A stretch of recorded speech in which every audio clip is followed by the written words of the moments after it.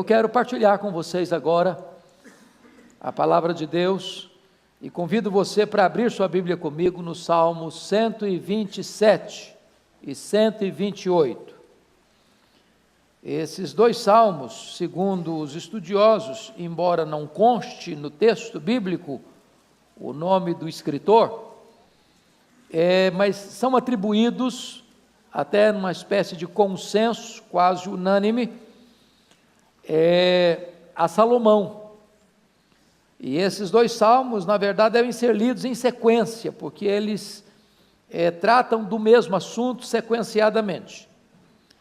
Então eu vou ler esses dois salmos, e depois você deixa sua Bíblia aberta comigo, por favor, para acompanhar a exposição. Se o Senhor não edificar a casa, em vão trabalham os que edificam. Se o Senhor não guardar a cidade, em vão vigia a sentinela.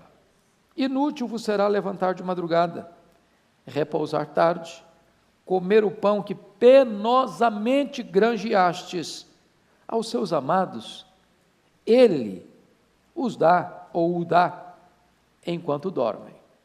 Herança do Senhor são os filhos, o fruto do ventre, seu galardão. Como flechas na mão do guerreiro, assim os filhos da mocidade. Feliz o homem que enche deles a sua aljava, não será envergonhado quando pleitear com os inimigos à porta. Bem-aventurado aquele que teme ao Senhor e anda nos seus caminhos. Do trabalho de tuas mãos comerás, feliz serás, e tudo te irá bem. Tua esposa no interior de tua casa será como a videira frutífera, teus filhos como rebentos da oliveira à roda da tua mesa. Eis como será abençoado o homem que teme ao Senhor. O Senhor te abençoe desde Sião, para que vejas a prosperidade de Jerusalém e vejas, durante os dias de tua vida, e veja os filhos de teus filhos, paz sobre Israel. Amém. Amados irmãos, a família, ela foi obviamente instituída por Deus, não é invenção nossa, é criação divina. E Deus criou a família muito antes até mesmo de criar o Estado e a própria igreja. Foi a primeira instituição divina. Nós chamamos, uma linguagem bem nossa, de célula máter da sociedade, célula mãe da sociedade, porque dela decorre todo o desenvolvimento social. Todas as outras instituições emanam da própria família. Então a família é a base, a família é o alicerce. A família deve merecer nossa máxima atenção, nosso máximo cuidado, nosso maior investimento.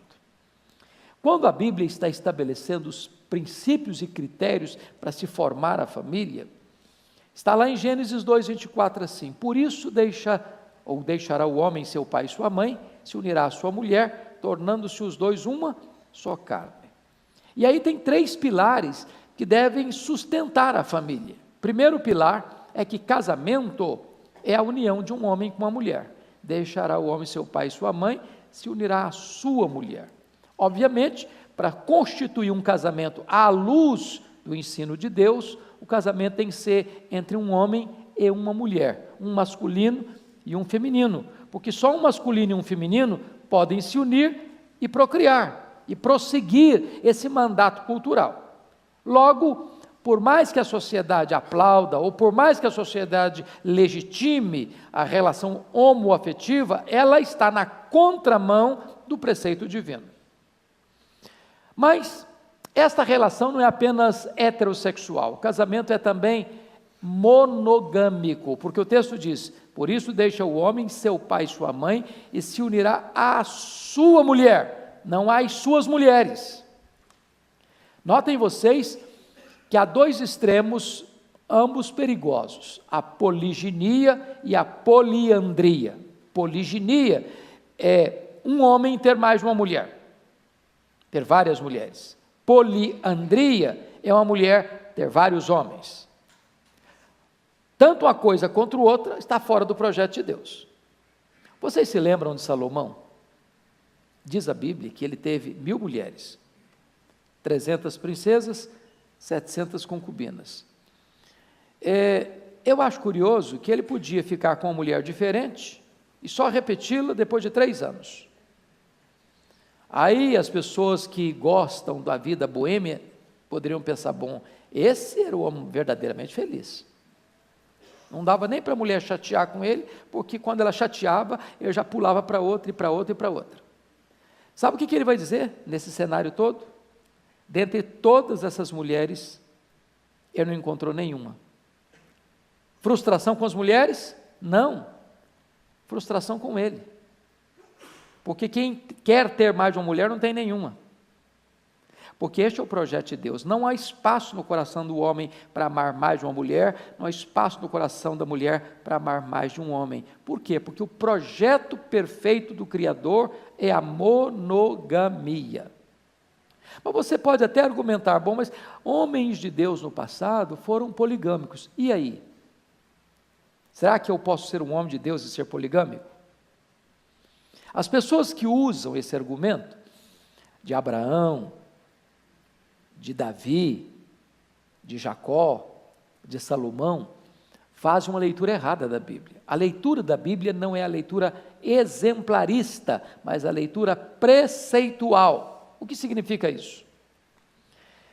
Quando Deus instituiu o casamento, que princípios ele estabeleceu? Gênesis 2:24, monogamia. Quando os 10 mandamentos foram dados, que é a lei moral que deveria governar o povo ao longo dos séculos, o que é o 10º mandamento ensina? Não cobiçarás a mulher do teu próximo. Se Deus estivesse ali referendando e aprovando a poligamia, ele teria colocado no plural, mas ele coloca no singular. Numa época em que a poligamia já dominava os povos ao redor de Israel. Portanto, quando Deus vai estabelecer pilares para a sociedade, ele estabelece a monogamia. Mas e quando chega o tempo da graça? Como é que a Bíblia se posiciona? Perguntaram para Jesus assim: é lícito ao marido repudiar sua mulher por qualquer motivo? Jesus, que nunca se deixou cair numa armadilha, quando faziam para ele uma pergunta de algibeira, ele devolvia a pergunta capciosa e botava numa situação constrangedora quem queria constrangê-lo. É lícito ao marido repudiar sua mulher por qualquer motivo? A pergunta era de algibeira. Eles não queriam saber a resposta. Na verdade, eles queriam pegar Jesus no contrapé. Aí Jesus responde com outra pergunta: não tendes lido? Em outras palavras, vocês não conhecem a Bíblia? Vocês não sabem o que Deus já falou? E quando Jesus diz, não tendes lido, Jesus leva-os de volta para Gênesis 2:24, para o preceito da criação. Não tendes lido que desde o princípio, Deus os fez homem e mulher, e por isso disse, deixará o homem seu pai e sua mãe, se unirá a sua mulher, tornando os dois uma só carne, e o que Deus uniu não o separe o homem. Então notem comigo que do ponto de vista preceitual, a Escritura ensina a monogamia.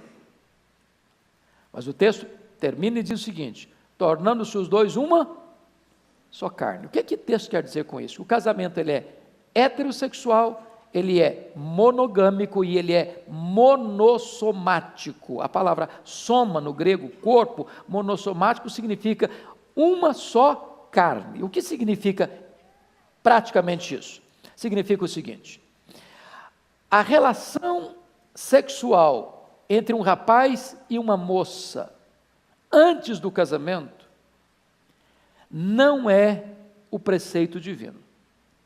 Embora essa prática hoje é tão corrente na sociedade, embora um rapaz e uma moça hoje que vá virgem para o casamento, ele é até escarnecido no seu meio, mas nós não deveríamos ter vergonha da verdade, nós não deveríamos ter vergonha da honra, nós não deveríamos ter vergonha daquilo que é certo, porque a Bíblia diz que o jovem, o rapaz e a moça que entra por esse caminho da fornicação, sexo antes do casamento, está debaixo da ira de Deus, da ira de Deus.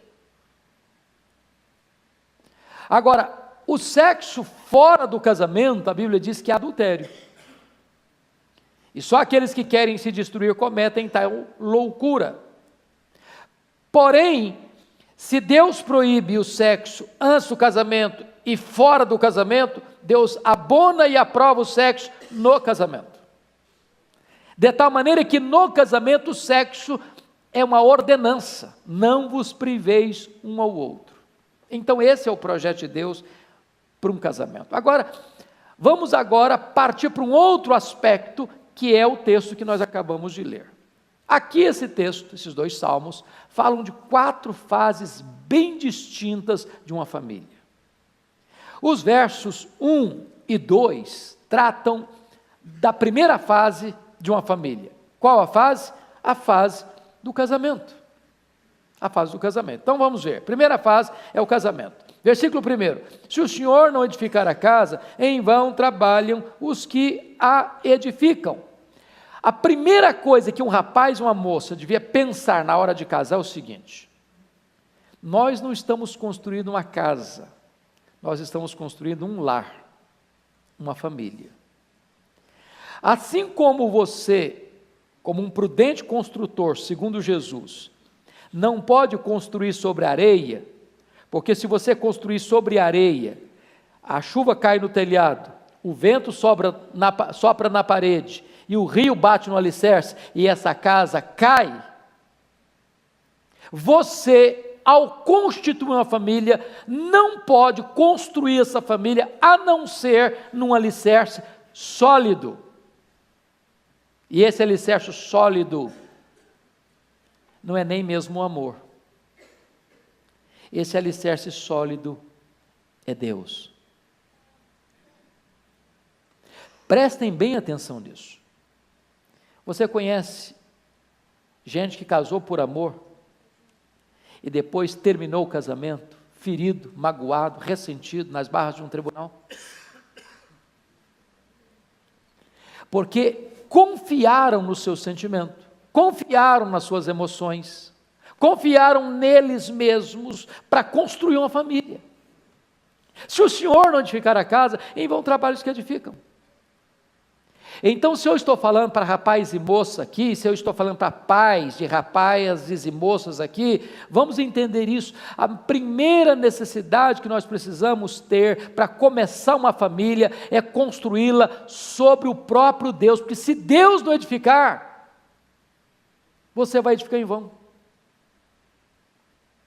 Sentimento não segura um casamento na tempestade. O que segura um casamento na tempestade é o próprio Deus. Ele é o refúgio, Ele é a fortaleza, Ele é quem planta os nossos pés sobre a rocha, porque Ele mesmo é essa rocha. Por que que a casa lá, na parábola que Jesus conta no final do Sermão do Monte, não cai? Porque ela foi construída sobre a rocha, e a rocha é Cristo.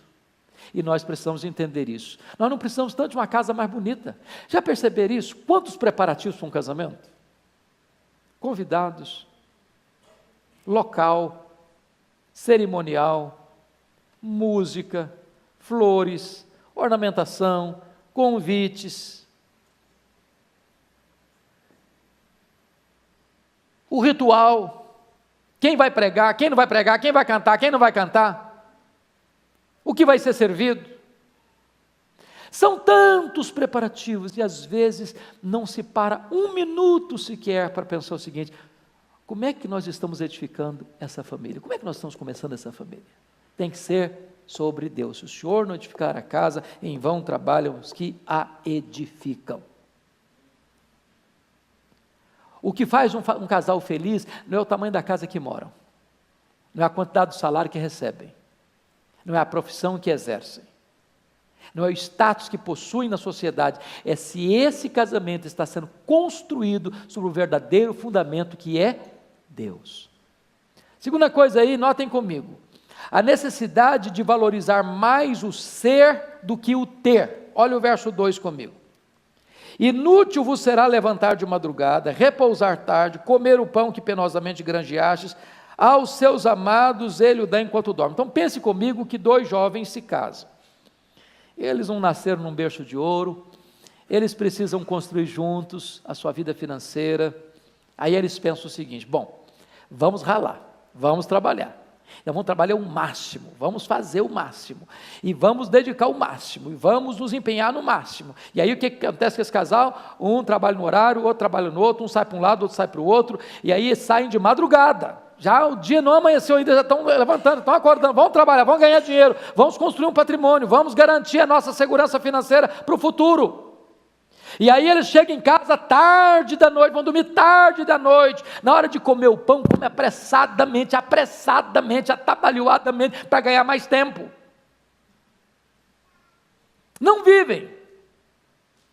Por quê? Porque colocaram o ter acima do ser. Eu fui procurado por um casal, lá em Vitória, certa feita, que disse assim para mim: pastor Hernandes, nós nos casamos, combinamos isso, trabalharmos 15 anos, pegado, para a gente montar um patrimôniozinho, para depois então ficar mais tranquilos. A mulher saía de casa 6 horas da manhã, voltava para casa 3 horas da tarde. O rapaz saía de casa 11 horas da manhã, voltava para casa 10 da noite. Depois de 15 anos, sabe qual a conclusão deles? A voz que cada um via não era do cônjuge. O cheiro que cada um sentia não era do cônjuge. A presença que cada um tinha na vida não era do cônjuge. Depois de 15 anos, eles ganharam dinheiro. Mas olharam um para o outro e perguntaram assim: mas quem é você? Descobriram que estavam dormindo com um estranho, para não dizer que já estavam dormindo com o inimigo. O casamento acabou, apesar do dinheiro ter vindo. Não adianta você construir patrimônios e mais patrimônios e perder o seu casamento. Não adianta você ter coisas e mais coisas e não ter relacionamento dentro de casa. Agora notem comigo outra coisa. Tem gente que economiza, mas sem prazer. Aí já é usura. Gente, uma coisa estranha. Deixa eu lhes dizer um fato curioso. Eu conheci um senhor, numa cidade onde eu morei, que ele tinha muitas casas de aluguel, muitas. De vez em quando eu via aquele homem catando lenha, pau seco, na rua. Para quê? Para levar para casa, para cozinhar feijão, porque não queria gastar gás. Acredita num trem desse?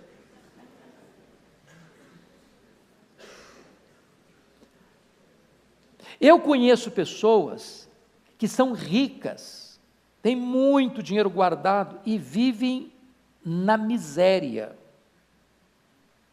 Na miséria, porque não sabem usufruir o que Deus dá. Não faz uma viagem, não vai num restaurante, não compra uma boa roupa, a casa é deixada à míngua. Sabe o que acontece com essas pessoas? Elas não vão usufruir. Quem nunca ralou, nunca trabalhou, é que vai usufruir. Porque não entender um princípio: quando Deus dá fruto do seu trabalho, você pode e deve desfrutar desta bênção de Deus. Eu não estou falando de esbanjar, eu não estou falando de você ser egoísta, eu não estou falando de você ser avarento, eu não estou falando de você viver só para você. Diz a Bíblia lá de Nabal, que ele tinha muitas reses, e quando Davi pediu para ele uma ajuda: não, mas eu vou dar nada, eu vou matar minhas reses para dar para você, tudo isso aqui que é meu é para mim. Não estou falando de avareza, eu estou falando de você usufruir gostosamente aquilo que Deus lhe dá como fruto do seu trabalho. Agora notem uma coisa, no versículo 2, aos seus amados ele o dá em que horas? Enquanto dormem. Quando você cuida das coisas de Deus, Deus cuida das suas coisas. Quando você busca em primeiro lugar o reino de Deus e a sua justiça, as demais coisas vão ser acrescentadas. Então você precisa entender prioridades. Primeiro Deus, depois seu cônjuge, depois seus filhos, depois seus amigos. Pessoas vêm antes de coisas, porque a sociedade inverteu tudo isso. A sociedade se esquece de Deus ama as coisas e usa as pessoas. Quando nós deveríamos adorar a Deus, amar as pessoas e usar as coisas. Aos seus amados, Ele o dá enquanto dorme. Então essa é a primeira fase da família, o casamento. Vamos para a segunda fase. A segunda fase é a chegada dos filhos. Olha aí comigo dos versos 3, 4 e 5. Então olha aí o versículo 3, herança do Senhor são os filhos, o fruto do ventre do seu galardão. A primeira coisa é que os pais devem ver os filhos como herança de Deus. Agora, vamos pensar em herança. Herança não é alguma coisa que você trabalha para ter, não é verdade? Trabalhei para ter, não. Você não herança recebe. Você não trabalhou para isso. Quem trabalhou foram os seus pais, você não. Você recebeu por herança. Herança não é questão de mérito. Um filho pode ser bom e pode ser ruim. Ele tem o quê? Direito à herança. Então preste atenção nisso. Filhos são herança de Deus. Não é que você merece. Não é que você fez por onde. É presente de Deus para você. Entenda isso. A perspectiva precisa mudar. Eu conheço pai e mãe que quando chega um bebê, eles se desesperam. Tem outros que se desesperam para ter, outros se desesperam porque tem. Entenda que é herança de Deus, é dádiva de Deus. Agora, outra coisa importantíssima, meus amados irmãos, herança não pode ser desperdiçada. Lembra do pródigo, que pega a sua herança antecipadamente e desperdiça? Quando Deus põe essa herança, que é dele, para você, nas suas mãos, o que você tem que fazer com essa herança? Cuidar. Cuidar. Não perca a oportunidade de lavrar nesse campo, de cultivar esse campo, de você fazer com que essa lavoura que foi colocada na sua mão, seja uma lavoura frutífera. Você precisa entender isso. Há uma frase que todo pai que tem filha para casar devia decorar. Eu aprendi essa frase, estou aguardando o dia de chegar a minha vez. E a frase é essa, quando o pai, não tem aquele negócio do pai entregar a filha lá na hora do altar lá, o pai disse assim, ó, você tem que fazer decora essa frase, o negócio é o seguinte, ao entregar a menina, diz, toma, é tua, cuida, é minha. É mais ou menos isso, entendeu? Toma, é tua, cuida, é minha. É como se Deus estivesse dizendo para você, ao entregar um filho para você, toma, é teu, cuida, é meu. Perceberam isso? Nossos filhos são herança de quem? De Deus. Herança do Senhor são os filhos. Agora veja você, que tem outra expressão no verso 3, o fruto do ventre, seu galardão. Olha que hoje a gente pensa em filho de quê? Despesa, não? Orçamento. Porque lá no passado, nas nossas famílias agrícolas, rurais, o que era um filho? Mão de obra. Quanto mais filho um homem tinha, mais capacidade de produção ele tinha. A nossa realidade urbana, quanto mais filho, mais o quê? Despesa. Em vez de você aumentar o orçamento, você diminui o orçamento, você divide o orçamento. Mas a ideia aqui, irmãos, é uma ideia de galardão. O que é galardão? É alguma coisa que traz uma alegria, um entusiasmo, uma recompensa, uma coroação. Essa é a atitude com que o pai e a mãe devam receber uma criança na sua casa. O fruto do ventre, o seu galardão. A própria nobreza dessa expectativa produz no coração a grandeza do significado desse recebimento. É herança de Deus, é galardão de Deus para a vida dos pais. Agora, notem vocês que nós deveríamos com isso entender que os nossos filhos são o nosso maior tesouro. Vocês acham que é isso que está acontecendo hoje na sociedade? Vocês acham que hoje parece que nós estamos invertendo valores, colocando coisas na frente de pessoas? Eu já contei, não sei se aqui no Conexão com Deus, mas uma experiência que eu li, que mexeu comigo. Quando nós não temos essa noção, nós amamos as coisas mais do que pessoas. E uma casa onde coisas valem mais do que gente, falta a graça de Deus. E a história que eu escutei foi essa: um pai e uma mãe que tinham um sonho, comprou um carro, da marca que eles queriam, da cor que eles queriam, do modelo que eles queriam, do ano que eles queriam, com todos os acessórios que eles queriam. Vocês entendem de carro? Todos os acessórios que eles queriam. E aí o sonho se realizou. Esse casal botou o carro na garagem. Aquele negócio assim, aquela tintura esmaltada, aquele negócio lindo. Pensa num Ferrari vermelho assim, era mais ou menos aquele tipo da pintura. E aí, só que esse casal tinha um menino de 4 anos, Peralta. Você conhece o menino de 4 anos, Peralta? Pois é, o menino, ao ver o carro estacionado, ele pensou assim: que legal, que lugar maravilhoso de eu fazer meus desenhos. E ele pegou um prego e começou a desenhar, esculpindo seus desenhos assim mais fantasiosos no capô do carro, na porta do carro, achando que ele estava fazendo o máximo. Quando o pai chegou e viu a cena, o pai ficou possesso de raiva. Você conhece gente que fica possessa de raiva? Pois é, que o pai ficou. E o pai pega o menino de 4 anos e começou a surrar a mão dele. Surrar.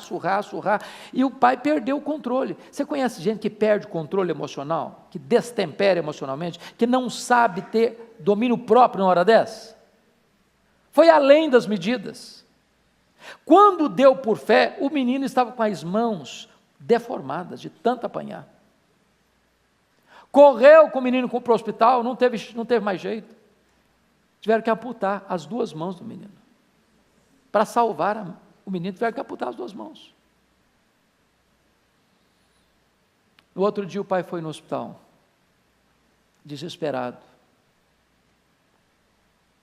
E aquele menino, já consciente, de volta da cirurgia, ao ver o pai entrar no quarto, levantou os 2 cotoquinhos de braço e disse: papai, eu nunca mais vou riscar o seu carro. Eu pergunto a você, um homem desse tem prazer de entrar num carro? Um homem desse tem prazer de celebrar bens materiais? Nós precisamos entender que os nossos filhos são o maior tesouro que nós temos na vida, dado por Deus. Agora vejam vocês, no versículo de número 4, que é uma outra figura. Como flechas na mão do guerreiro, assim os filhos da mocidade. Agora ele começa a usar uma linguagem que o pai não é um agricultor, o pai não é um empresário, o pai é o quê? Um guerreiro, é um lutador. E agora ele vai usar a linguagem da guerra daquela época, porque não havia nenhuma força mais poderosa numa guerra do que os flecheiros. Quantos filmes você já assistiu com os flecheiros? Você está do lado de cá, o inimigo está do lado de lá, tem um vale no meio, e daqui se lança flechas, às vezes cheias de fogo.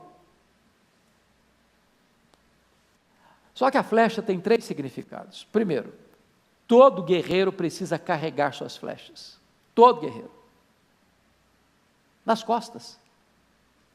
Pai e mãe carrega filho. No coração, a mãe no ventre, depois no bolso, depois nos braços, a vida inteira na mente e no coração. Não dá para gerar e deixar para lá. No momento em que você tem filhos, você fica aliançado para a vida. Algumas pessoas dizem, bateu asas do ninho e acabou meu compromisso. Acabou nada. Acabou nada. Eu pergunto aqui, pai e mãe que têm filhos casados, se eles não preocupam mais com os filhos, se eles não estão mais ligados aos filhos, se eles não se envolvem mais com os filhos. Envolve do mesmo jeito.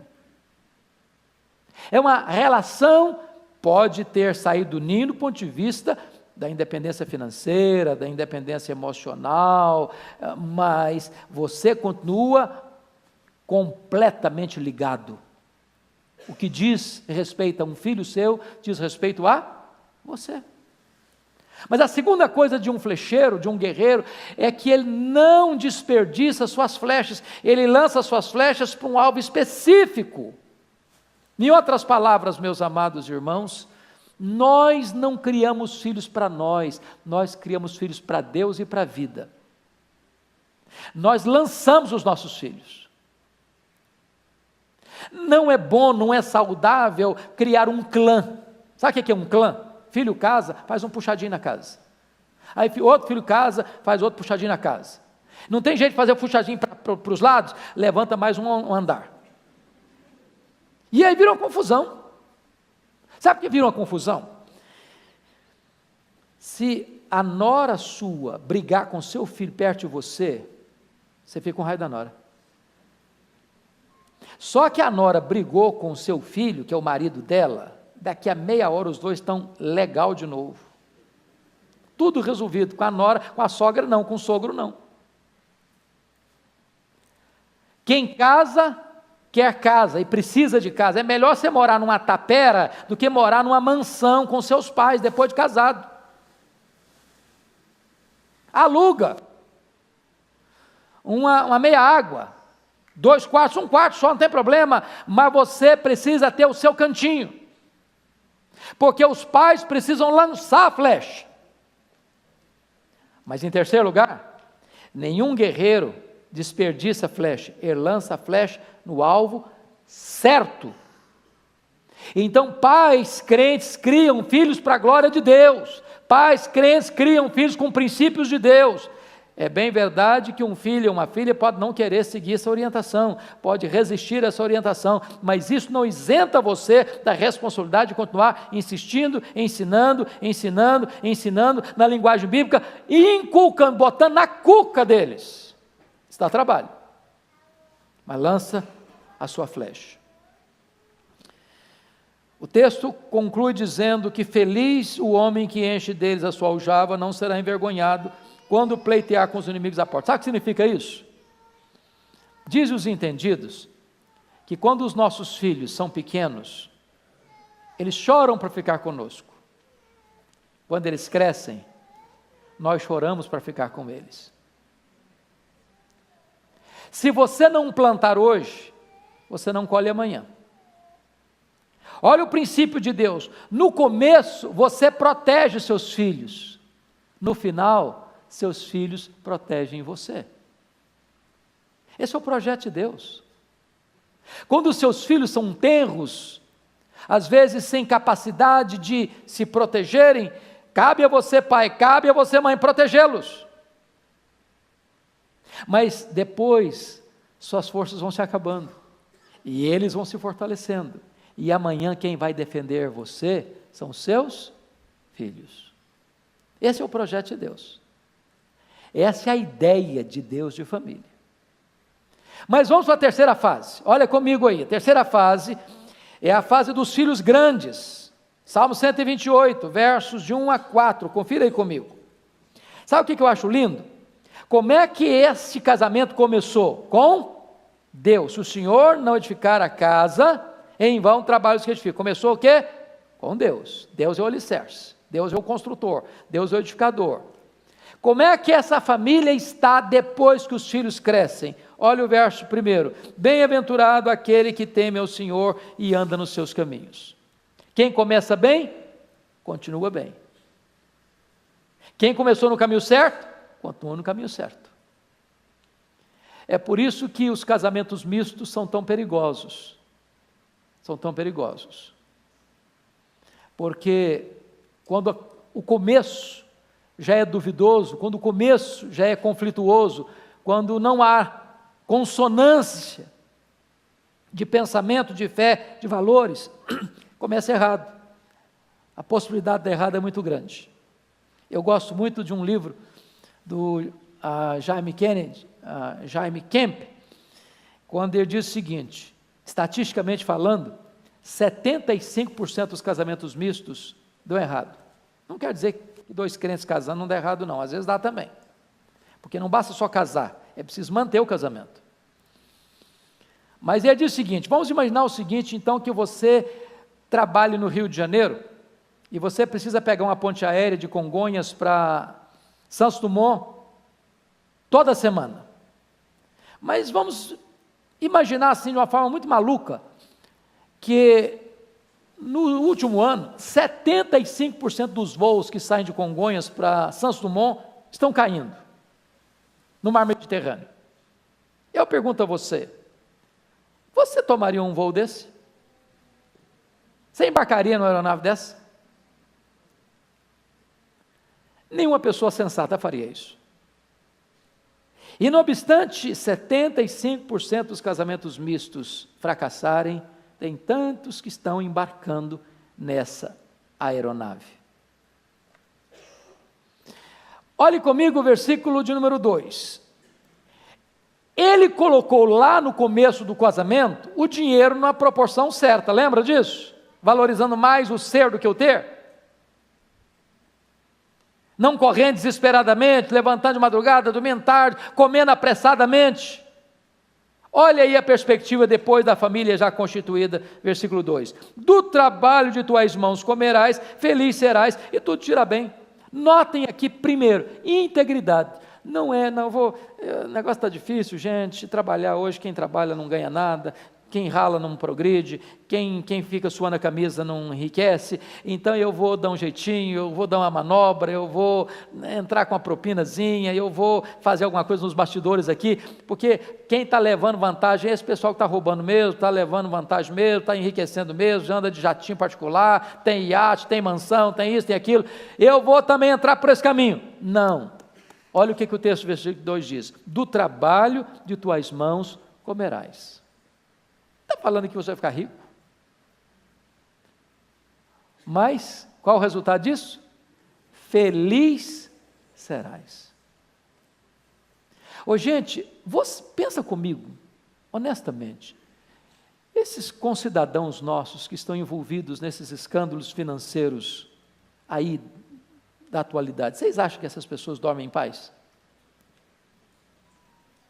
Vocês acham, porque pegaram aquele montante, eles são mais felizes por isso? O que faz um ser humano ser feliz? É ter paz com Deus, é ter paz com a sua consciência, é chegar em casa e botar a cabeça no travesseiro e dormir, é chegar e olhar para o marido, para a esposa, para os filhos e poder olhar nos olhos e não ter que abaixar a cabeça. Isso é ser feliz. Você come do fruto do seu trabalho. Agora, quando você é honesto, é trabalhador e íntegro, a bênção de Deus acompanha você. Feliz serás e tudo te irá bem.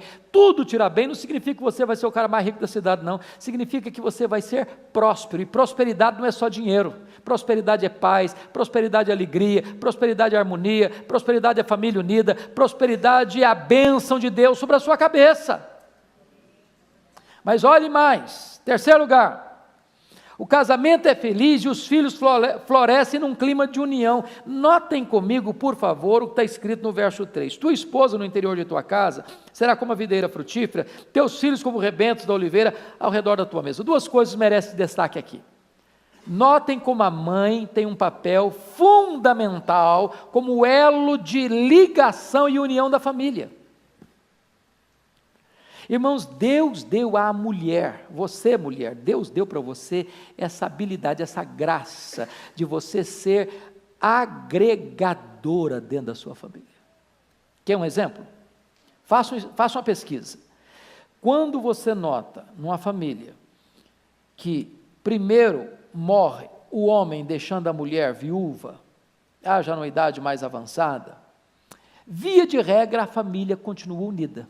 A mãe tem esse poder de agregar. Mas quando é o contrário, quando morre a primeira mulher, o homem, via de regra, não consegue manter os filhos debaixo das asas. Agora, olhem outro emblema aqui fundamental, a mesa. A mesa, ao redor da mesa. Tem mesa na sua casa? A família fica ao redor da mesa? Você já abriu mão da mesa? Sabe por que a mesa é importante? Imagine que você esteja chateado com seu irmão, ou brigado com seu pai, ou brigado com a sua mãe, ou a sua mãe brigada com você, ou seu pai chateado com você, mas tem que assentar aonde? Ao redor da mesa, e ali não tem jeito não, é olho no olho, olho no olho, olho no olho. Esse negócio de fazer o pratinho ir para a televisão, fazer o prato ir para o quarto, fazer o prato e cada um vai para um canto, nós temos que parar com isso. Casa precisa ter mesa, mesa. Mesa é lugar de comunhão, mesa é lugar de acerto, mesa é lugar de restauração, mesa é lugar de conversa, mesa é lugar de gargalhada, mesa é lugar de descontração, mesa é lugar de família. Notem vocês que a esposa está lá e os filhos estão, como rebentos da oliveira, ao redor da mesa. Esse homem plantou lá atrás o casamento em Deus, esse homem entendeu que pessoas valem mais do que coisas, esse homem recebeu os filhos como herança de Deus, esse homem recebeu os filhos como galardão de Deus, esse homem agora permanece fiel a Deus, ele trabalha e come com alegria do fruto do seu trabalho, Deus o faz prosperar e a família dele está o quê? Unida. E sabe o que significa isso? Felicidade. Felicidade. Não tem mais. Versículo 4 diz que uma família unida é uma bênção tão grande. Eis como será abençoado o homem que teme ao Senhor. Não diz aqui, eis como será abençoado o homem mais rico da cidade, eis como será abençoado o homem mais culto da cidade, eis como será abençoado o homem que atingiu o topo da pirâmide social. Não, eis como será abençoado o quê? O homem que teme ao Senhor. Mas eu termino, última fase da família. Versículos 5 e 6, é a fase dos netos. Olha que legal. Ele vai do casamento a quê? A velhice. Do começo ao fim da jornada. Olha comigo, por favor, o versículo 5. O Senhor te abençoe desde Sião para que vejas a prosperidade de Jerusalém durante os dias de tua vida. Notem que ele sai do contexto da família e sai agora na direção da cidade. Uma família abençoada, uma família unida, uma família temente a Deus, uma família que tem valores, ela é uma família que esparge sua luz, uma família que reverbera a sua influência para dentro da cidade. Ela é uma família saneadora, ela é uma família abençoadora no lugar onde ela está inserida, irmãos. Que coisa linda! Deus quer abençoar o Brasil através da nossa família. Da nossa família. Alguém já disse que Davi ganhou o mundo e perdeu a sua família.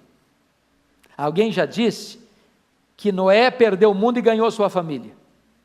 Mas quem sabe o projeto de Deus é que nós alcancemos o mundo através da nossa família.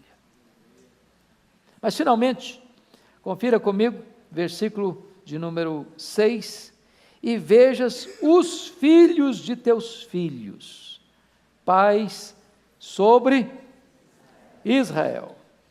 Eu não tenho ainda o privilégio de ser avô, mas dizem os que têm esse privilégio, que neto é filho com açúcar.